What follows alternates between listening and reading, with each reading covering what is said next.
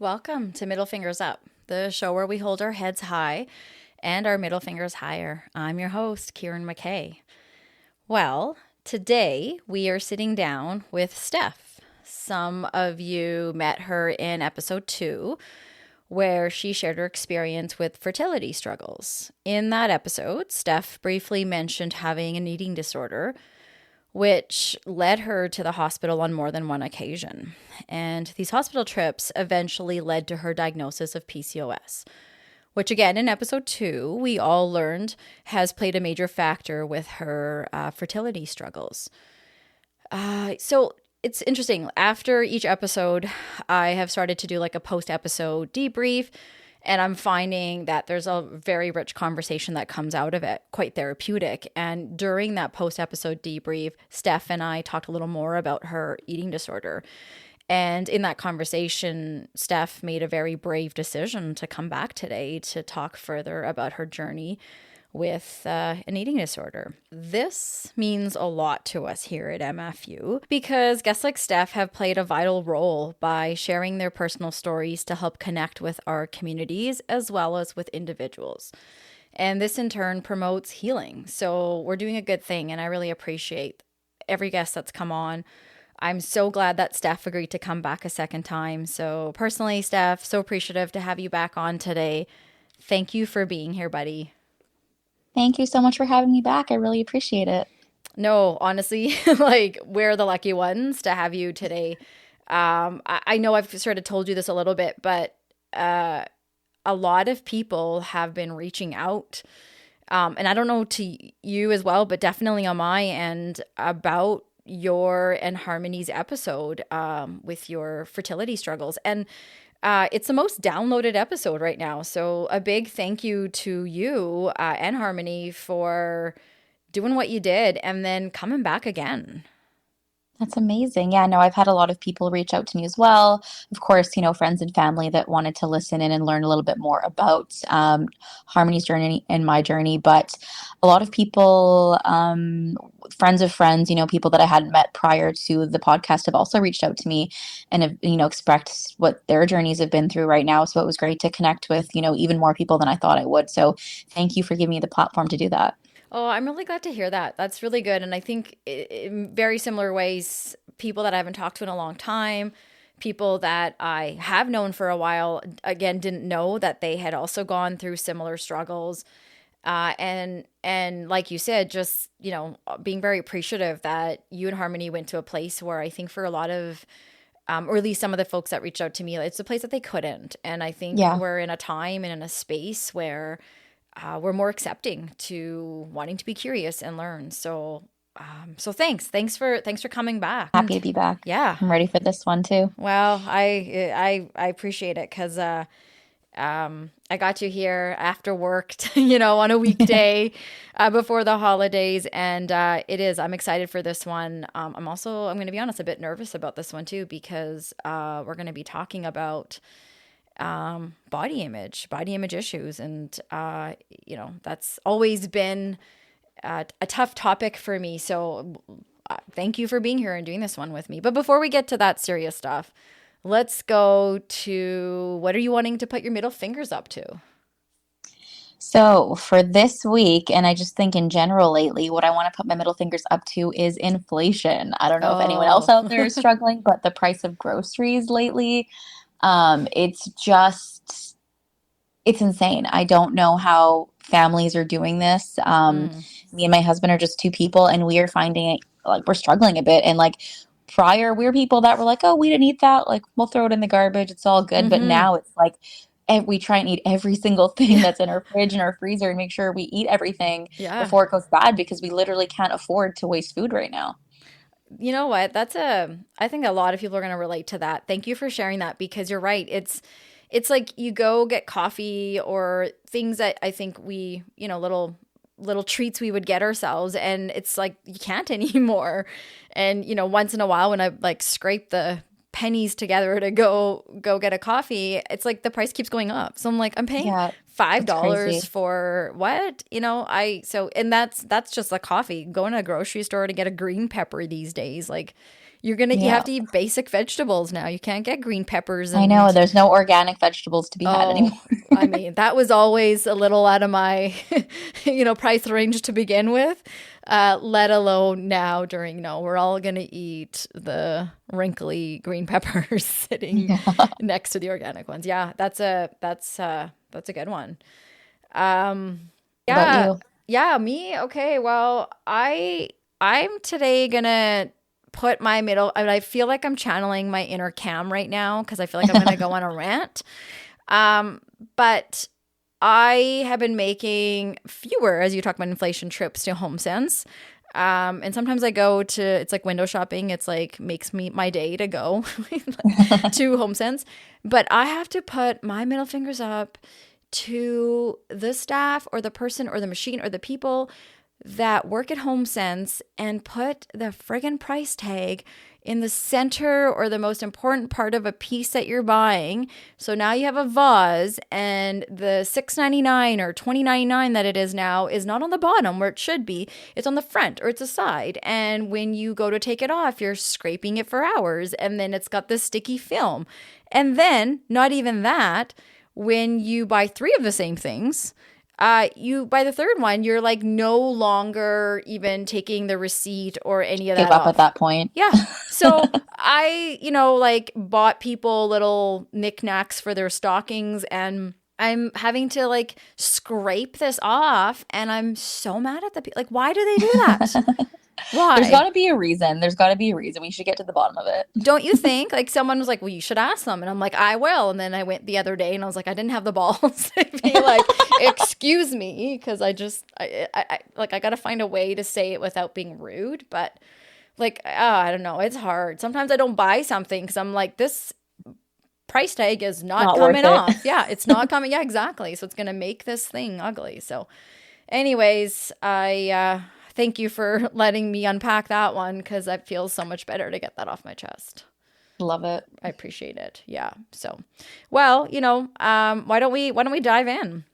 All right, let's go. Yeah. Now that I'm all ranted out, as I said at the beginning, Steph and I are sitting down today to talk about body image. And part of why I was so appreciative of you joining me today, Steph, is, as you know, I wanted to dedicate an episode to what I'm calling my body image campaign.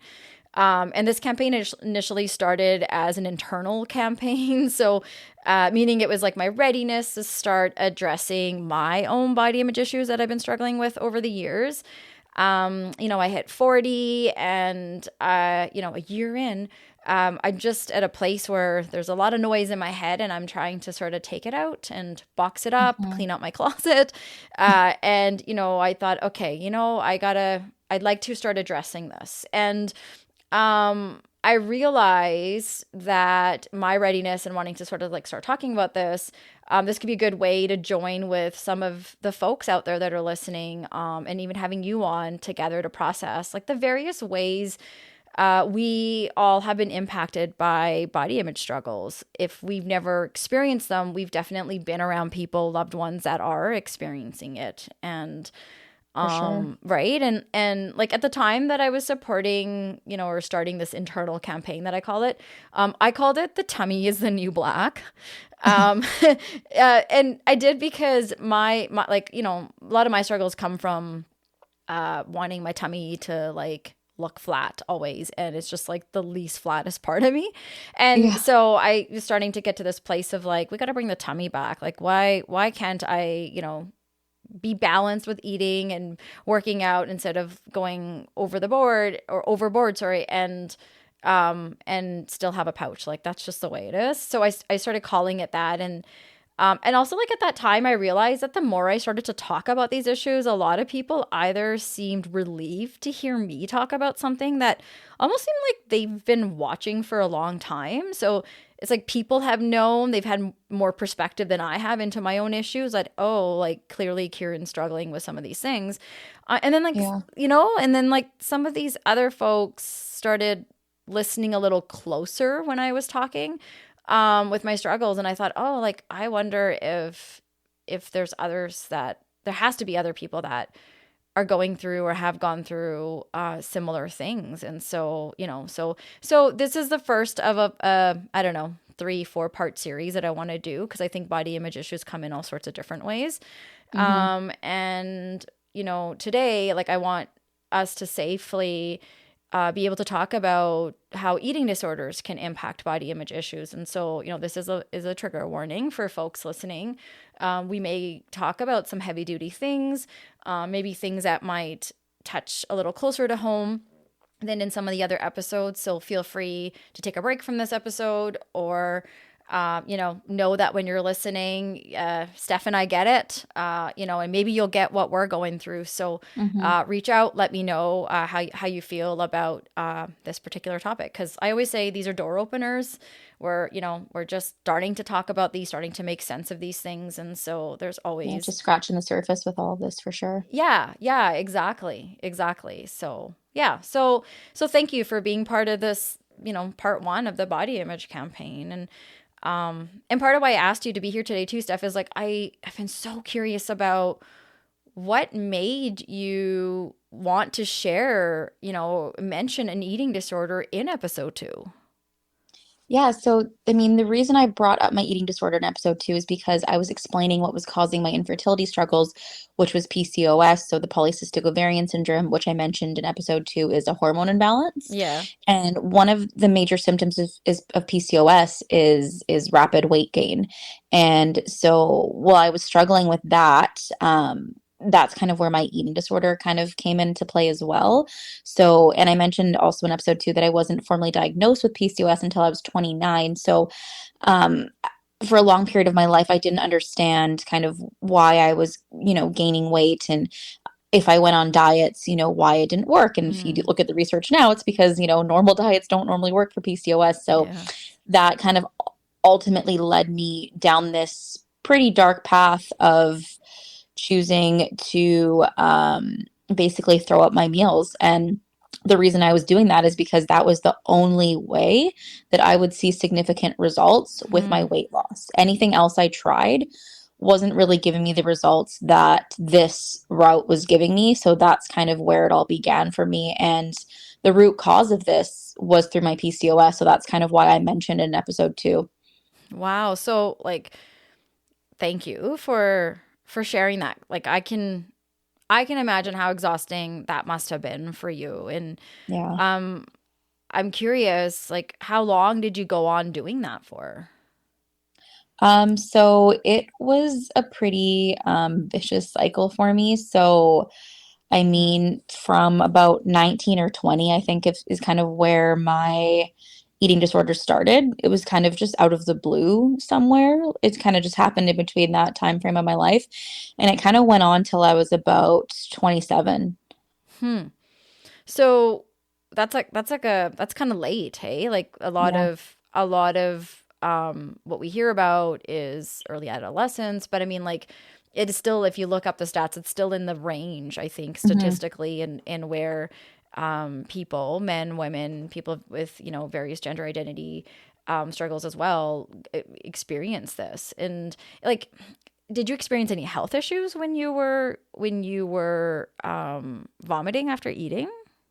Yeah, so it kind of started out pretty small. Like it would just be when I would eat things that I knew were bad for me, like pizza, pasta, donuts, like anything that I knew that would likely make me gain weight. That's kind of when I would have the episodes of throwing up. So it wasn't as often. And then it got to a point where I was being very extreme about what I was doing. And it didn't matter what I ate, it didn't matter if it was healthy or not. I threw up breakfast, lunch, and dinner for various periods of time. And if you're doing that, I mean, what you're putting your body through is just, it's very disturbing. It's not good. Your body's basically shutting down on you. So Yeah. yeah, I had significant health problems that I was ignoring. I was clearly dehydrated. Like I mentioned to you previously in an episode two, I was in and out of the hospital.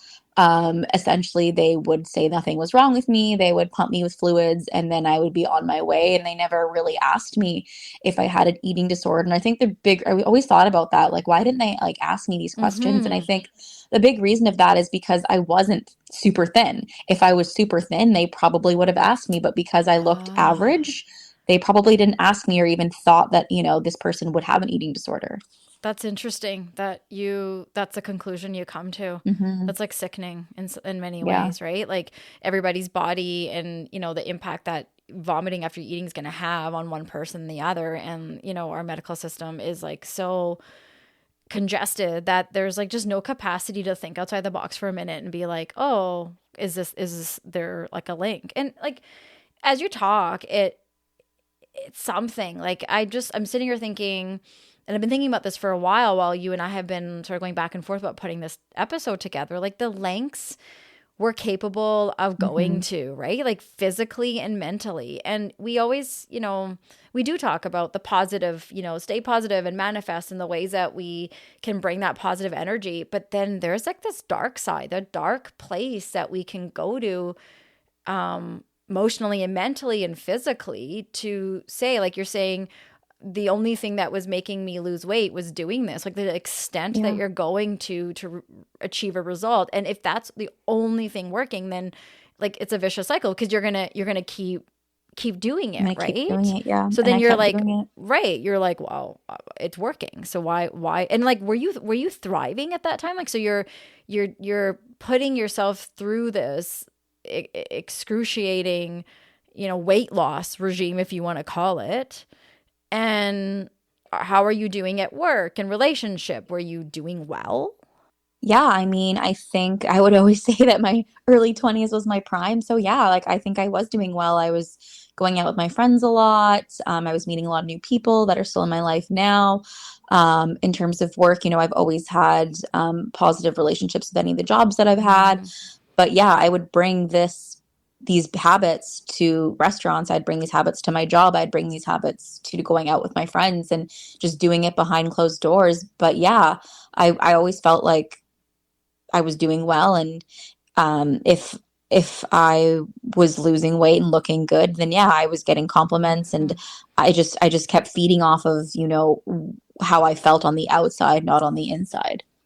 Yeah, that's interesting because like one way that I relate to that is I think you mentioned this in episode 2 and agreed that I remember this about you because I also had this issue with yo-yoing.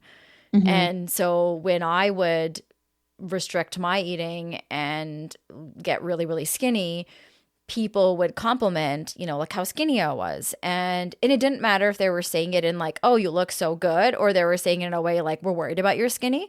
If I Yeah, heard skinny, I was like, great, thank you. And so then I would all you needed. Yeah. keep doing it. And then when you can't sustain living like that, as you know, Nope. you're going to the hospital. So every now and then you're like, I got to stop this. And Hmm. it's almost like an addiction in some ways. Sure. You're like, okay, I'm going to, get clean for a minute. I'm going to stop doing this.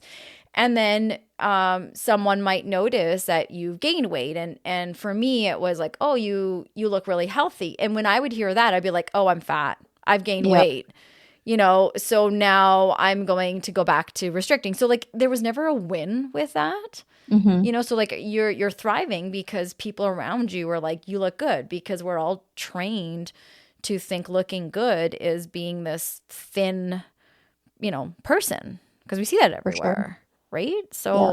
So when did you first discover like what an actual eating disorder is? So I think like my first introduction to what an eating disorder is when I was growing up. And it was through those classic 90s TV shows where Mm, they would have certain characters, that would have this dark, eating disorder. And I always thought it was like, this like extreme, intense storyline. and it just didn't happen to people that you knew. Mm. And I didn't think that anyone that I knew was going through it. And I don't think that like that exposure to watching these storylines play out on TV like influenced my eating disorder at all. Yeah. But I do think that like growing up in the 90s and like the early 2000s and like the obsession of being like thin Mm-hmm. is definitely kind of where this came into play for me as well. You know, you make a really good point because I think this time that we're in now, I see young people, I see people in generations like, that are younger than me. And many of them are talking a lot. And in some ways, like I thank them because of them. I'm in a place where I'm able to start tackling some of these issues that I put away. Hmm. But at the same time, in our generations, yours too, like it's ingrained in your head. Like so much of that is so hard to undo now at this point, even though we're more accepting of different shapes and sizes, Hmm. and celebrities are promoting it, which always helps because we always look to them whether we want to or Yeah. not.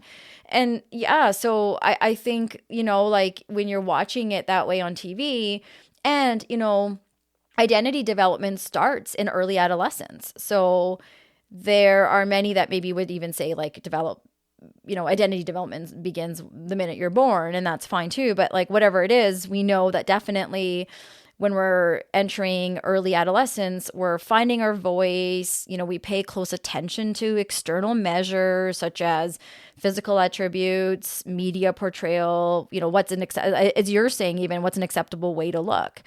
Yeah. And we're developing this worldview. And unfortunately, for some of us, like a worldview can be skewed. For me, social media growing up was Cosmos and magazines. Yeah. And I just never, like, I honestly feel like that's how I got my white girl complex, where I always just wanted to be white. I wanted to be, like, in high school, people even called me Brown Barbie. I did not want to, I friggin' cover myself up in the summer because I'm already a darker person than Yeah. some I brown feel people, that. right? You too, Yeah. and so like I tan more, right? And my mom used to be like, "Oh, Kieran, one day, like, she's like, white people pay to get tanned," and That's very true. like, and one day, some white person's gonna be like, they're gonna love you for your color, and I was like, "That's crazy, Mom, you're crazy," but I definitely think media and social media, like all these day-to-day influencers, play such a big role, and sometimes we don't even realize, like you're saying, at an early age that, oh, this is a budding eating disorder or a budding body image issue. Yep. Subconsciously, it all is. Yep. Growing up in a white girl's world, wanting to be white, like even you're talking about body image issues, but there's like this internal racism that's happening too. Yep. I feel that 100%. I agree with that. And like, I grew up in a smaller town where, at least when I was growing up, there wasn't like a whole lot of Indian people. And like, No. I was surrounded by white people. So if you look at my friends now, 95% of my friends are all white. And it's just kind of the environment that I also grew up in as well. Totally. So you're growing up around social influences, whether it's your own circle, whether it's the people in your community. Mhm. And then like doing some research, I'm reading that there's also this research out there, and they're discovering that maybe there's a genetic component, Yeah. because like with eating disorders, it's always been this social influence. So it's a learned behavior. And like an addiction, it's a learned behavior that over time, is uncontrollable. And so they're saying, this whole nature versus nurture. So yeah, you're socially influenced, but also, it's like, well, you were always going to have that genetic disorder. You were always going to inherit that eating disorder. So it's interesting Yeah. that they're starting to like look into that and wonder. And do you think back and think about any of your women or men or people that influenced you that maybe in some ways were helping perpetuate the eating disorder? I mean, I don't think like directly, but in terms of people commenting, like if I had a dollar anytime someone commented on my weight, I'd probably have like $100,000 in the bank right now. Like Mm-hmm. my weight has always been just like a topic of discussion my entire life, whether it's like family members, friends, people that don't know me, like at work and stuff like that, would comment on my weight. And yeah, they had direct influences for sure. I had people, when I was working at a hotel, I would have, housekeepers that I don't know very well would be like, "Oh, Stephanie, like you look like you've gained a lot of weight." And like, Mm-hmm. okay, great. Now, thanks for noticing, but I haven't noticed that myself. And it's just like, okay, boom, how am I going to fix that? So yeah. And then as soon as I started doing that, then, oh, there's where all the compliments come, like, oh, you look great, right? So Man. 100%, I think so. And at that time, did you know that you at that time you weren't even diagnosed with PCOS, No, which was I the wasn't contributing diagnosed. Yeah. factor, right, to the weight gain Yeah. and yeah. hmm I had Yeah. no idea.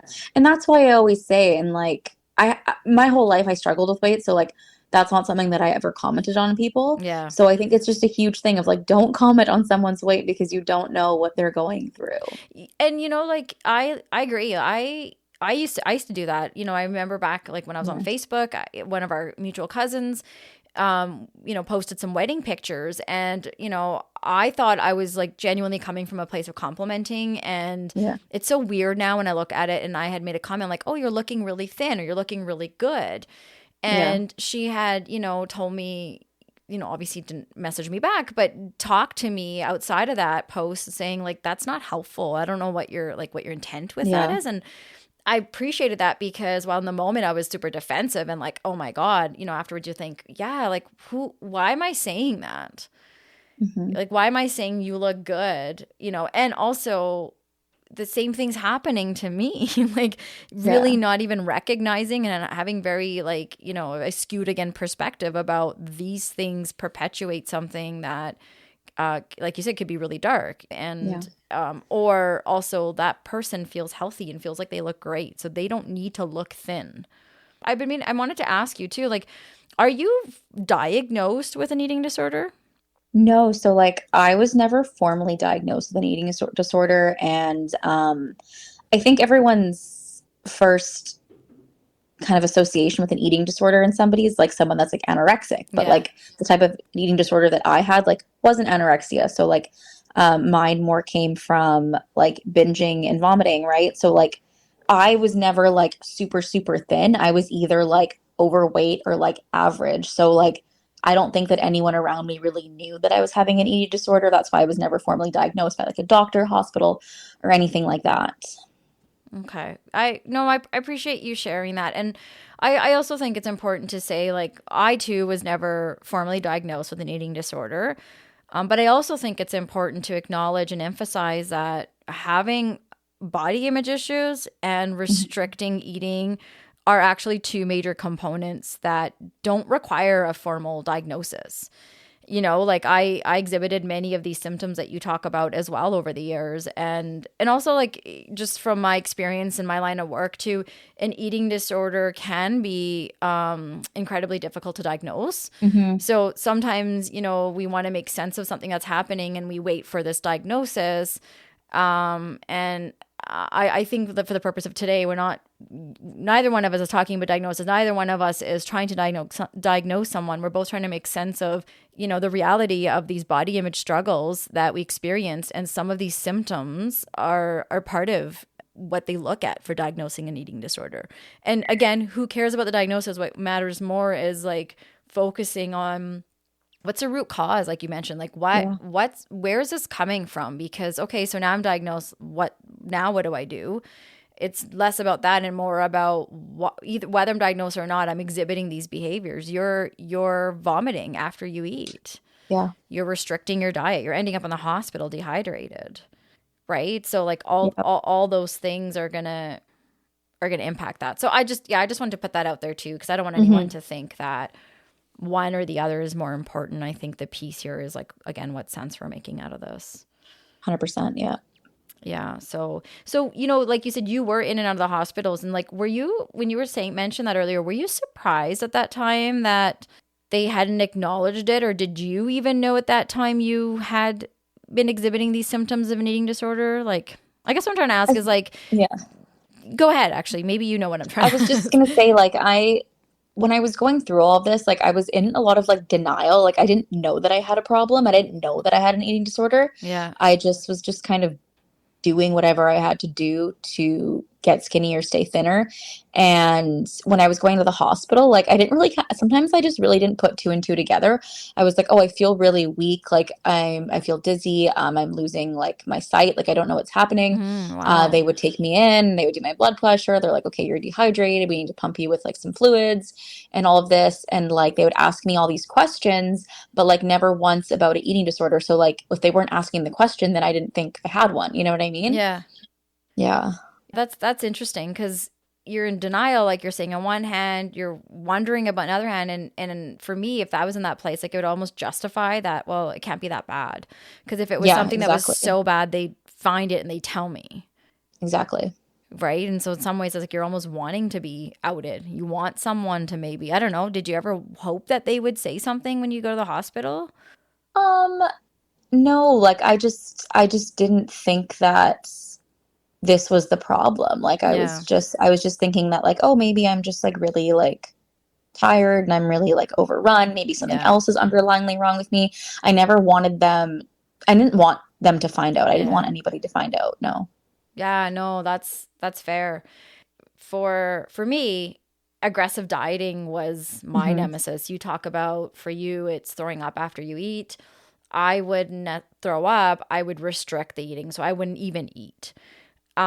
And my mind had stored like a lot of like dieting data, I guess, over the years Yeah. that totally contradicted, right? Like there was no balance. It's either have slim fast shakes with milk and lactose, which didn't help if you have a lactose problem, and then don't eat these things. And so I was always like I always had a new diet. I was always trying that. And I started to realize like recently when I was really going back and reflecting about where this came from, and I realized that I've always been able to lose the weight because I can restrict it, but I can't ever sustain it. So I can get really Hmm. skinny, and I can't stay skinny. So I started to ask myself recently, like, why? Like, why can't I stay skinny? And I don't know, like I had this like aha moment, and I started to say, okay, so like if I can get so skinny, but I can't stay that, like maybe I can't sustain it because that's like not the right weight for me. Like maybe my body, whether I care to be that weight, maybe my body, this is the weight that it's supposed to be where And I'm how long at. did it take you to get there? Lady, I'm 41 and a half.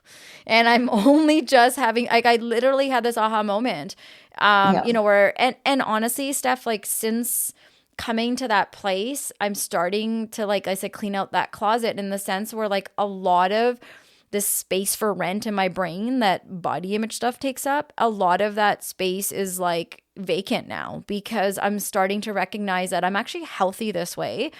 Hmm. And, I don't need to restrict myself. I can start to figure out what balance is for me. And I'm not like I haven't seen myself yo-yo in the last 6 months.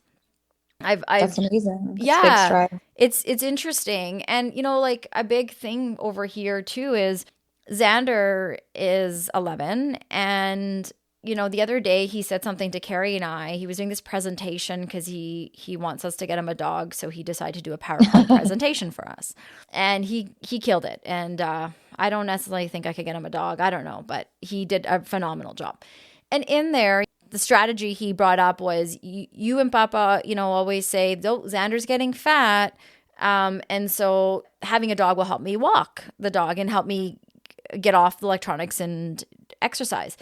And so Carrie and I talked to him. Well, first we talked to him after that too, because like that really stood out for both of us. And what we thought we were teaching him about what's health Hmm. was being translated in his 11-year-old brain as if we're saying he's fat. Yeah, it's big. Right? We don't even recognize that we're doing that.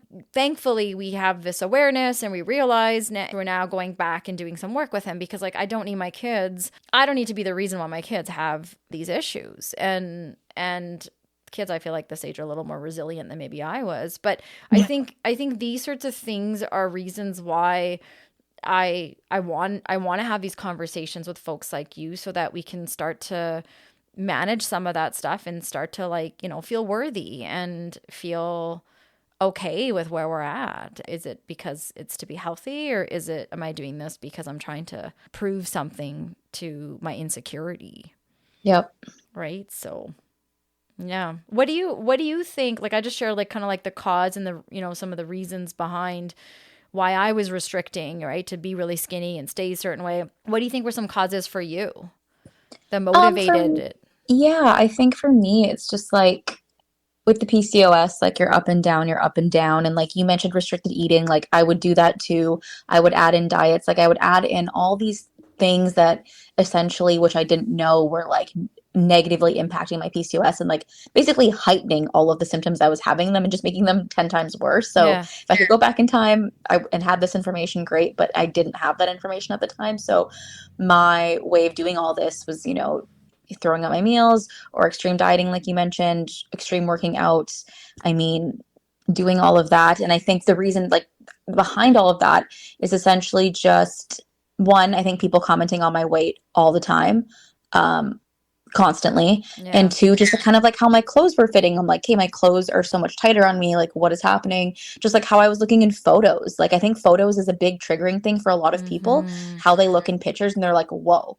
And even if someone else, like, I think this is a big thing that everyone always talks about. It's like, oh, like back then I look at a photo of myself and I used to think I was so fat, but like I was actually skinny and I'm fatter now. Like, I think almost every single person would comment to that saying, yes, I've said that to myself once. It's Oh, like we keep looking back in the past wanting to be that person, but yeah. it's just not obtainable. Totally. We even just biologically, we're, our age, our hormones, like there's so many different factors that we don't pay attention to because we just want to get to the Mhm. end game. And it's so interesting that you mention pictures. Part of this series that I'm doing, this campaign, I'm actually interviewing a photographer.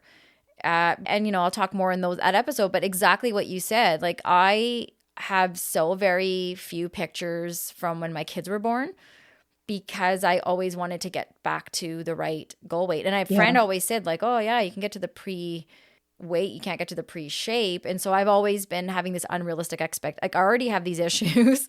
And Yeah. then, I add another layer to it. And so there's a lot of photos. And, even before the kids, like don't, like never at a pool, you're going to see me in a bathing suit or let alone in a picture. And I don't know, sometimes you look back and especially important milestones, you feel like you missed out and you don't in the moment, you think, oh, I'm not going to care about this. But it adds up when it's not just one time, it's several times that we're not, wanting to be photographed or we have to photograph from a certain angle. 100%. Like to this day, like I still wear like sweaters in the summer because I feel more comfortable Yeah. being hidden than, I'd rather be like super hot in a hoodie than like in Yeah. a tank top and like uncomfortable people staring at me. Oh, so then you'll appreciate this. I would do the mirror test. So I would put on, let's say I'm going to wear a dress, and then I would like bend down to sit to see how many rolls I have. Oh my And goodness. if I know, I can't even believe I'm sharing this. This is crazy. But if I, had my rolls looked a certain way, and then I'm like, oh, I can't wear this, or I have to put a sweater over top. Like it just, like I said, it consumes so much of my brain Hmm. because I would buy clothes that, And it's almost like second nature. Yeah. totally, yeah. Like, oh, I'll never be able to wear that. Where it's, maybe you could, but the reason why you think you can't is because somewhere you convince that this shape or that size doesn't work. I want to back up for a second though. When I was sharing the story with Xander and you and I were even talking about how society, people, family, can contribute and play a factor, whether they're when they comment on our weight. I do want to say for folks listening and like, just to add a little piece for you and I too, that if we're listening today and we're thinking that we're, concerned about or worried about a loved one and their weight. And I think what Stephanie and I are really trying to get out there today and talk about is that there are many ways to address that worry with a loved one without bringing up the actual weight. Yeah. So, right, maybe ask ourselves, like, are we worried that this loved one has gained too much weight or lost too much weight? And are you like worried for their well-being, their safety? Yeah. And if your answer is yes, then okay, tread lightly, delicately. But if you're worried about someone's safety and a risk, definitely you have to address that. I think it's also important to understand that when we talk about weight, you gained weight, you lost weight, like we need to start to look a little closer and deeper and start to see that there are so many underlying causes, like Steph and I are talking about today. Stress, for some, it's abuse and trauma. And there's a lot of physical health issues that can be attached to that. And so I just want us to be mindful when we are bringing up a topic, because we think we're worried about our kids' weight or our sisters or your friend or whoever it is. I used to have people at work that would address my weight. Like you even said that. Yeah. It's like, it's none of your business. and like, oh, you look too thin, and they have no idea what that's doing. They think they're being helpful, but that's actually making me say, oh, great, I'll keep doing that because I'll keep looking that way. Exactly. Yep. So I just think it's important for all of us, because like we all play a part, whether it's you or I that are talking about restricting our eating to these extreme measures, or being around people that we think maybe aren't well because they look like they've in a healthy manner gained or lost weight. So it's just, Yep. it's definitely something we all have to be mindful. Can I ask you, like, when was the first time you told someone that you were exhibiting these eating disorder symptoms, you were having an eating disorder issue? So I've actually never opened up about my eating disorder to anyone, not my family, not my friends. I've never admitted to anyone, that I've had a problem. It's probably like my deepest, darkest secret that I'm now sharing with all of your viewers. And I honestly thought like this was coming to the grave with me. Like I would never open up about this. And I just have never thought about telling anyone. I think it's just a piece of my life that I hid for a very long time. And I think I hid it pretty well. Like I Mm. mentioned, I was in denial. I didn't think I had a problem. I didn't think it exists. So, yeah, I never thought about telling anybody or trying to get help or anything like that. And I think a big reason why I didn't tell anybody is I was really embarrassed about what I was doing behind closed doors. Like, yeah, you think about throwing up meals, but like the extents that I was going to like plan out how I was going to do that and not tell people and like hide it was like it's an extreme sport in the background what I was Mm. doing. Wow. I'm speechless. Yeah. It's a lot to unpack. Well, yes. And also, what made you want to talk about it? If you've never, this is your best kept secret, why are you sharing it now? I think that I'm finally in a good place in my life where I'm ready to talk about it, and I understand now where it came from. And hopefully, this reaches out to other people that, may have struggled in the past and they can connect with it and understand that, what they were going through as well was a big deal that they may have hidden. And, maybe people are still struggling with this, like, and this could relate to them as well. And maybe want them to understand that they have a problem and want to get help. But I think it was just time to, let this piece part of my life go and part of my healing as well. That's amazing. Like I really do want you to know that I appreciate you sitting here talking about something that you really haven't shared before. And I also get what you're saying. Like I believe you when you say you're at a place where you want to talk about it, make sense of it, and maybe help others do the Hmm. same. And I think that means a lot. And I'm really grateful that you are sitting here today, because even having you in the room allowed me as well to share a little bit about my past. And I've always been your older cousin, like, Yeah. right, of 10 however many years, and we've grown up around each other, we've been around each other a lot, we've traveled together, and maybe from afar observed something but didn't quite know, didn't address it. Hmm. And so like we're there's so many of us that are around each other in these circles, and until we say something, we don't know that there's actually one person, if not a few more, that can actually understand what it's like to experience the things that you are sharing today, and do it in a way that's not calling you crazy.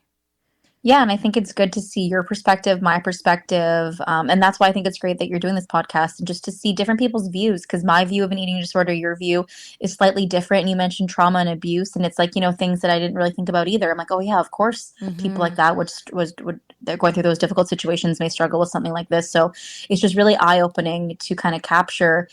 Doesn't matter what you're like. You may have this perfect life on the outside, or you may not, and each person could be still struggling with something Yeah. like this. It's quite similar. It's very true, right? Like behind camera, on screen, in living color, wherever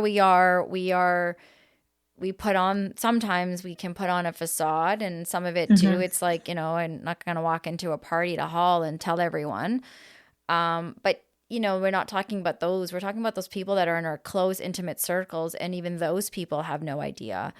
Yep. Because like you said, it can feel like a dirty secret. It can Hmm. feel embarrassing, and people that have respect for you and look up to you and look at you in certain ways, if you tell them, what are they going to think of you now, that you're this weak person that's doing what?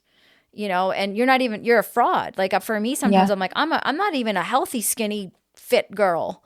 I'm a Yeah. fraud, right? And 100%. like, so you're like, what am I really getting out of this? And I think you said a lot of really impactful things today, that you're right. Like the more we can talk it out and make sense of it, hopefully, the better we can be moving forward. Did like did you hope that someone would say something, or someone would pick up on something? Honestly, when I was going through it, no, I really didn't think anyone would, I mean, I think the closest I ever did to getting caught, and I'm using quotation marks, is like I've had boyfriends in the past that would say, Mm, "Oh, like I was walking past the bathroom and I heard you throwing up. Like, are you okay?" And I would just say, "Oh yeah, like I'm fine. I think it was just something in the food. Like I'm just not, it just didn't sit well with me." And like that was the end of the conversation. And like I would shut it down, and no one would ask any questions going forward, and I would just move on. And that's the closest I ever got to people finding out. And no, when I was going through it, I did not want anyone to know what I was doing. yeah. Yeah. I agree. And was it ever because you knew what you were doing was wrong? Yeah, I think Yeah. I knew what I was doing internally was wrong, and Yeah. that if I think my thing was that if someone found out that I was doing it, then I couldn't do it anymore, and then I wouldn't be able to maintain the weight that I was trying to maintain. Yeah. Like that would be the consequence of that. Yeah. When in fact it's the opposite, but Hmm. that's how your brain, plays a trick on you, essentially, right? It's like, oh, you get caught, you won't get to keep doing this fantastic thing you've discovered over here, Yeah. which is like eating you, Yeah. Literally. you know, which is interesting because you're trying to eat less, but it's eating you, like it's like, what the heck? It's vicious for sure. So do you think that like control and eating disorders are connected? I think so. And in my situation for sure, because I knew that, if I was going to a function or if I was going somewhere and there was like cake and all this stuff, I knew that I could Mm, eat that. I could eat as much as I wanted because I knew if I went home, I was throwing it up anyways. So that's how I was in control, is that, I didn't have to have one or two pieces. I could eat as much as I want, go home and deal with it that way. And I would see the number on the scale go down. So I got to eat what I wanted and I felt good at the time, threw it up. A few hours later, woke up the next morning, stepped on the scale, and I'm great. I lost 2 pounds. Do it all over again the next day. So I was in control because then my clothes were fitting better. I looked better. I saw myself in photos, and mm, the compliments I was getting on the photos and how I was looking. Great. I was in control. And then you mentioned a really good point that's unsustainable. Like if I'm yeah. going to keep throwing up, I cannot survive. So I would get to a place where I'm like, okay, this has got to stop. I'm at a good weight right now. This is Mm, perfect. I would stop, and then I would lose control. And I would still eat the food, and I would still work out and stuff like that, but I wasn't maintaining everything properly in a way that was sustainable. And especially with my PCOS being undiagnosed, I was kind of all over the map and just throwing a bunch of things at the wall thinking it would work, and it wouldn't. And then, I would gain the weight, and that's when the comments would come from like coworkers and people, and the process would start all over again. So I yeah. think because I was not in control anymore, right? So I needed to get back into control. So for me, yes, I think in my situation, it was very closely linked. Yeah, I would agree with everything you said. I appreciate that. I think I agree too. Like I do think you're right that there is this, like there's, for me, like it's this one aspect of my life I don't have control over. Maybe I'm really stressed with, university. Maybe there's something not going well in my relationship with my partner. I don't know. financially, there's some unhappiness or something that I'm struggling with over here that I actually am at a loss of control. So I'm going to restrict my eating over here to maintain that control. And Hmm. it'll balance out. And that's how I convinced myself, and to feel like, okay, well, almost like this silent protester by not eating, protesting, I'm not going on this eating protest. What's that called? Oh yeah. Hunger Right? strike. Hunger strike, totally, in some ways. Like, well, I fucked that thing up over there, or I'm not good at this thing, or I don't know how to figure that one. So now I know one thing I'm good at is restricting myself. And Yeah. that'll help me feel like I'm in charge of all the other things that are going on. And it would be exhausting, especially literally, because you're not eating. So like when you don't eat, you're Yeah. tired.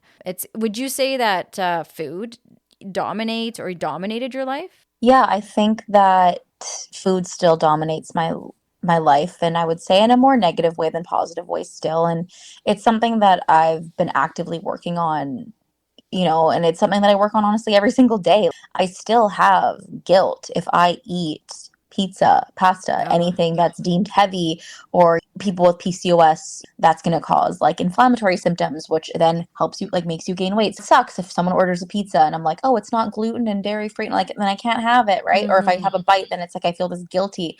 So it's like it's still controlling my life because I'm trying to, eat things I want, but like in a better way.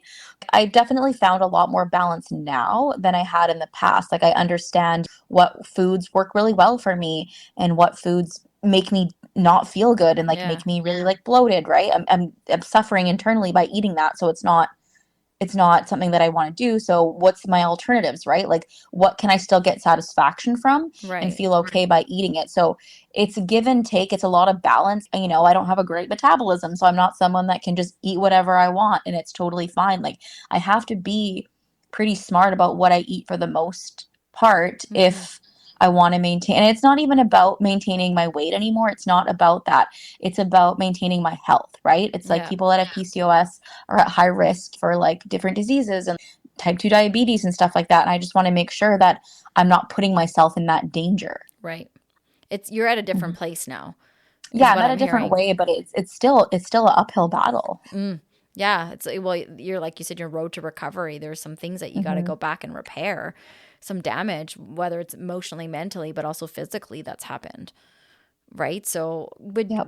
would you say that there are certain triggers or there are certain things that would trigger a relapse? So that would make you go back into the pattern of restricting yourself from eating or throwing up?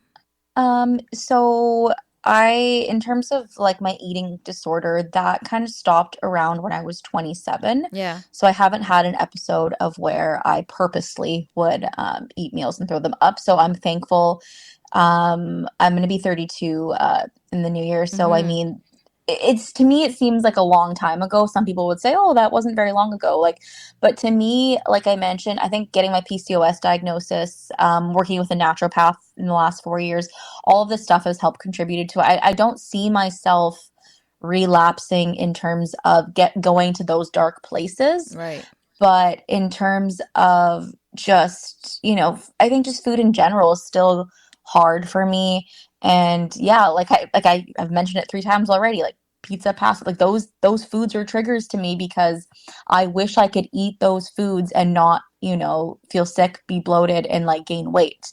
Yeah. If it was with someone with my PCOS, it's like I can eat pasta, I can eat all those stuff, but it has to be with certain ingredients that's going to sit well with me. Totally. So yeah, it's difficult. So yes, there's triggers out there. Yes, I can, go about it in a different way, but I think I'm okay now in terms of, I mean, I mentioned it started when I was 19 or 20 up to Mm-hmm. 27. That's like a good 7 years of my life that I was doing that. So Yeah. that's a big period of my life. So I'm not worried that I would go back there, but yeah, it is probably in the back of my mind that I did do that for a long period of time in my life. Totally. Well, and I think you make a good point too, because I think you were talking also about in episode 2 you had mentioned, and I believe you started like you were about to start IVF, Hmm. Yeah. and I would imagine that's a big risk factor if you were to have that kind of a relapse where you're restricting to that level, because now you're talking about your PCOS and going through the IVF process with hormones. So there's naturally, is it expected to naturally gain weight as well during that Yeah, for process? sure. Yeah. So I think when I was first, when I did the first episode with you, I was in my priming phase of IVF, which is a lot of just like oral medications and stuff like that. Right now, I'm actually taking injections for my first egg retrieval, which will be happening this weekend, actually. So I'm in like the pretty big heat of all of this. Yeah. So yeah, with the injections and the hormones and stuff, yeah, you get quite bloated. You do, it's quite normal to gain weight. And once I end up doing my transfer and all of that, there's different medications and some shots that you go on for that, and that would trigger some weight gain as well. Not all people go through it; it's Mm-hmm. just for some people. And then I think the most difficult part of IVF is you go through this whole process, right? And I mean, the weight's okay because at the end of the day, you're like, yeah, I'm doing this to, have a baby. So that's why this is all happening to me. But when you get the negative news with IVF and it's like, okay, your transfer didn't work, or you had a miscarriage or a chemical or whatever it is, then now you've gained a bunch of weight and the process is on hold for now and you're not pregnant, right? So I think at that point, if that happens to me, that's going to be a really difficult piece to go Yeah. through. And I know a lot of people have gone through that. And, some people can gain 20 to 40 pounds and through the IVF process and not be pregnant yet. So Mm-hmm. it's a big thing to have to go through. How are you preparing for that? So for me, like I think I mentioned in episode 2, it took me a long time to accept IVF. So in this whole acceptance, I knew that okay, I'm gonna have to change a lot of my eating habits. It's mainly just like including certain things that's gonna help benefit and help um give me maybe some better results with IVF. So like just in terms of incorporating more like fruits and vegetables and like nuts and like just healthy Mm-hmm. proteins and stuff like that. And I also stopped drinking as well, just Mm. because of the sugar and content and all of that. So while I'm making all of these different habits for IVF, it has helped me quite a bit in terms of just like my own journey and my own experience, where it's not more restricting now. It's more just like making sure that I'm getting enough Yeah. of certain food groups just to make sure that I'm growing embryos and I want them to, That's right.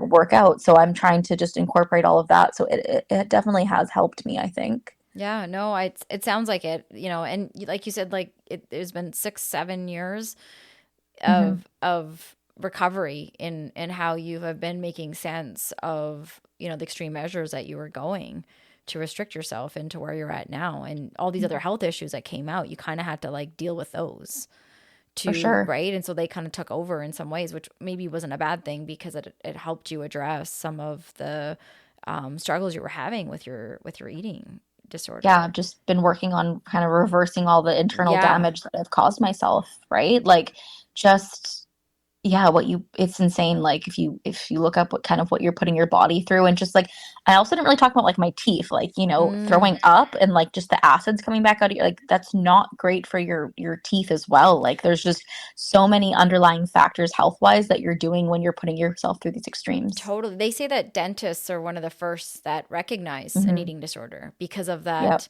acidic bacteria and all that comes up from that. Hmm. And I think that's like fascinating because yeah, your mouth See, and is I wasn't really going to the dentist a lot in that interesting. period of time. Interesting. Yeah. That's very interesting. So Steph, like what would you say today to your eating disorder that you maybe have never said to it before?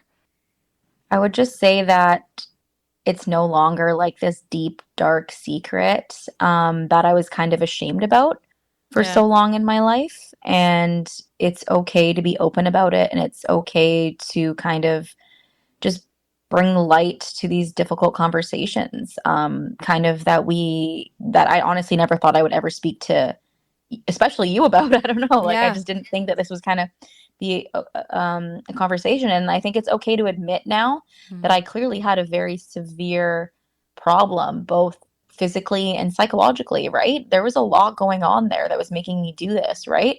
And Mhm. I was putting myself through some pretty horrific circumstances to make myself feel like I wasn't good enough. And, I'm finally okay to say that, you know what? I am good enough. It doesn't matter about my weight. or how other people might see my weight that don't know me, that I know now deep down kind of I'm making the changes in a more positive light. What do you think your 19, 20-year-old self would say to your almost 32-year-old self?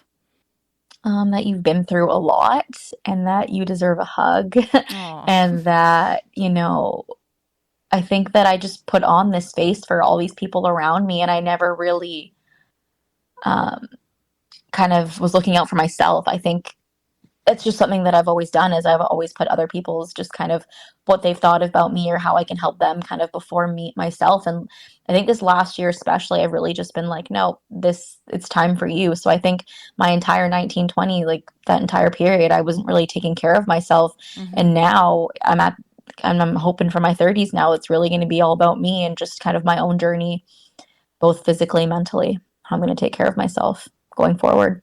Yeah, I think that's a very, very important message that the past you can and should. I'm glad that the past you gave to the current you, because I think you need Yeah, that moving forward. When as we get older, our health becomes a reality in a way that we maybe took it granted for, right? 100%. And I always say our 20s we're so immortal.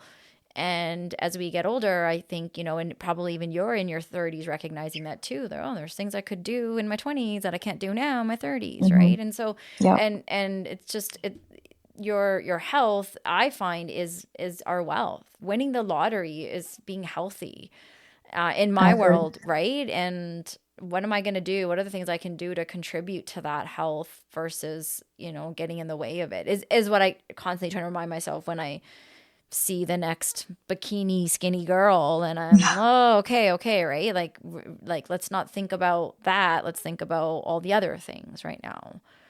Would you say you've overcome it?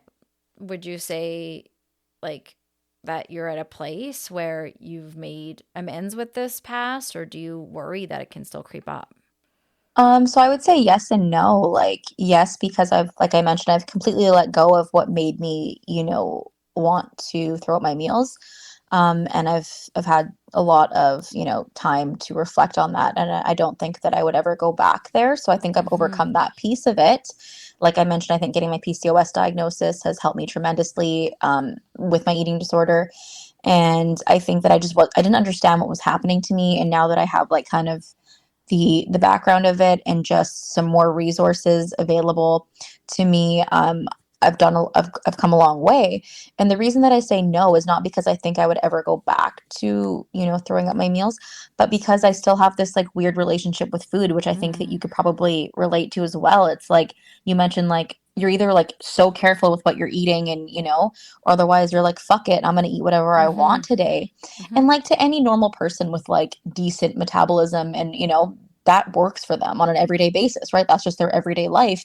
But people, that have either hormone disorders or just like, don't have a great metabolism or whatever it may be, like eating is a very complex thing for me. And I'm sure a lot of people like, so having a better relationship with food is just really important to me. And that will kind of reflect in terms of my appearance and like having a balance. Like, yeah, like I would love to be this like skinny, thin person, but I know that I can't be. Like, like you mentioned for yourself as well. It's like, were you really that happy when you were that Mm. thin? Like, what extremes were you going to I was be that starving, thin? Like, man. Starving and you tired. need, So so no. I'm trying to find this happy medium balance. And I Yeah. think it's going to take me more time to get there. Yeah. So Totally. I've overcome a lot of, I think, the more severe things I was going through, Mm-hmm. but there's still those underlining things where, like, if I go into, a potluck at work and I see all this food out there, right? Like, you kind of go back there a little bit and you're like, okay, like, what can I eat? What can't I eat? Or can I just eat whatever and, like, deal with it later? Like, it, stuff like that. And I think a lot of people talk about, like, work potlucks and stuff like that. Like, it's a struggle. Totally. I mean, personally, I think any potluck in general is the grossest thing. Yeah. I'm not a fan of buffet style eating. And I take offense to being invited to someone's house for a potluck because I think you should. When someone comes to my house, I don't want you bringing anything over. I want you to Yeah. chill. So I want the same, but that's maybe that's a middle finger up for another day. Yeah. But I really do hear what you're saying. It's like going from a place where you're one extreme to the other to find this healthy balance in the Yeah. middle. Where is that middle ground? And I know for me, I'm constantly fighting for that middle ground. And I feel very privileged that I'm at a place where I have awareness now about the things Yes. I say and the things that I do that impact my overall health. Because you're right, when I'm at my skinniest, I'm not at my happiest. I'm not okay. I'm not happy. I'm tired, and I know that in about a month or two I'm not going to be this skinny anymore because I Hmm. won't be able to sustain it. So, so it's like, what am I doing? And I want to be in it for the long haul. Like I want to Yeah. go out like Betty White. Like I want to be healthy. And so what are the things that I can do to find a healthy balance? And it's been a few months since I have sat on the corner of my bed with my full-length mirror to look at my rolls. Yeah. That's And good. Let's see. It's just little things like that, baby totally, steps. very, very much just little things of, no, I don't need to do that. And where do we find that inner peace? And I get, but then you go backwards, you, like I say, you see somebody or you see a picture of yourself, and I think it'll never go away, but it'll definitely be something, as we were both saying, that will be in no place of awareness. Okay, how am I not going to get back to that place where, like we both said, was dark Yeah. and lonely.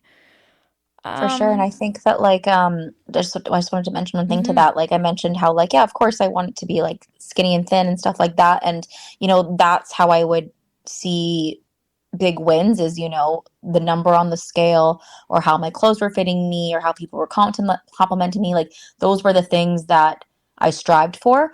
But mhm, now I think knowing that I've made small strides is if I'm taking my vitamins, if I'm taking my dog for a walk, if I'm eating like a nice balanced meal where I feel full and I'm happy with what I ate and like it's filling my plate in terms of just what I need to survive, like protein, vegetables, all of that. Those to me now, those are little wins. Like I yes, get excited about that stuff, not necessarily like how I look because I know what I'm doing is helping my inside. So where yes. I may still look a bit bigger on the outside, at least my insides are doing a lot better they are now when I was going on these extremes to be thin. Oh yeah, so that is so well said. I'm so glad you brought that up because that really sits well with me. I, like, we talked about extreme dieting, extreme Mhm. working out, and recently I am practicing what you're saying in a way of, okay, like I know that I working out is very important to me for my mental health. And also, like, some of the foods, sugar is crack. And I don't know why we don't talk about that enough. We need to seriously be talking about sugar as an addiction because Mhm. it is honestly impacting my life in so many ways. So when I pay attention to the balance of eating and, okay, I did work out and I don't have to work out every day. I don't have to go crazy over it. You're right. Like, I feel personally so much better because I did these things to gain for the long haul. I didn't do it for, like we always say, we're not sprinting a marathon. I Mhm. didn't do it because I'm trying to get skinny for that trip to Mexico. And instead I'm doing it because this is me being healthy. And so I appreciate that because it is putting new perspective, on the plate around, it doesn't have to, working out doesn't mean going crazy. Working Mhm. out means taking care of my bones, taking care of my muscles, taking care of, to me, more importantly, my mental well-being. Yep. Well-being. Yep. So fueling up with those vegetables and protein, items that you're talking about is great because it's actually helping my brain, helping me be Yep. more present for my kids, be more present for my family and all sorts of things. And so I agree with you, like that, you saying that is very important. And I'm glad you brought that up. So is there anything that you wish I did ask or we did talk about that we didn't cover yet? I think we covered like a lot of just kind of what I wanted to get out there in terms of like just what I was going through. I mean, I'm almost 32. It took me this long to even admit to people or anyone or even myself that I was going through this. So I know that a lot of people are probably struggling with things behind closed doors. For me, it's just like this is like when I'm speaking to you about all these conversations that we're having, or even conversations that you're having with somebody else, and I'm listening to your other podcast episodes. It's a lot of these weight is being lifted off my shoulders, and I want other people to feel that way as well. Oh, I appreciate that. That's really thoughtful. I think I will have links to some resources for folks. And when in doubt, Google. Google is our best friend today. We can, wherever city, wherever you live, you can Google more information of what clinic near you Hmm. you can visit to help anyone that wants to deal or start to address or talk about these things. But the first thing is awareness and us coming to a place where we can start to admit or accept that, okay, this is a reality in my life. And like you said, Steph, I'm really hoping these conversations will help folks get there, or folks that are already there feel like, okay, it's really good to hear that I'm not the only one. Hmm.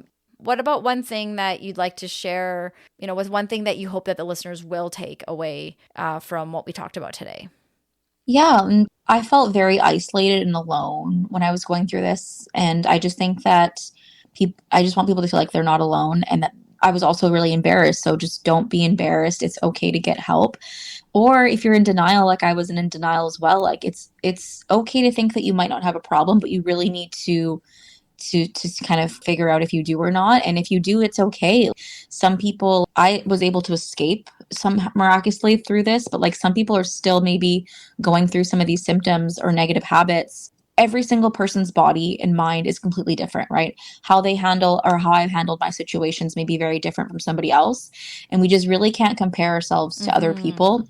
And that the longer you try and hide behind some of these symptoms or problems that you're having, I mean, the longer it may take to help, reverse them for the better, like a lot of damage that's being caused internally, just Mm-hmm. in my experience, and just that you're extremely loved and that you are enough and that you don't have to do these extremes and that you'll still be okay. Yeah, I think that's well said. Very well said. I don't have anything I could add to that. I don't think I could say it any better than that. So I'm going to leave it at that.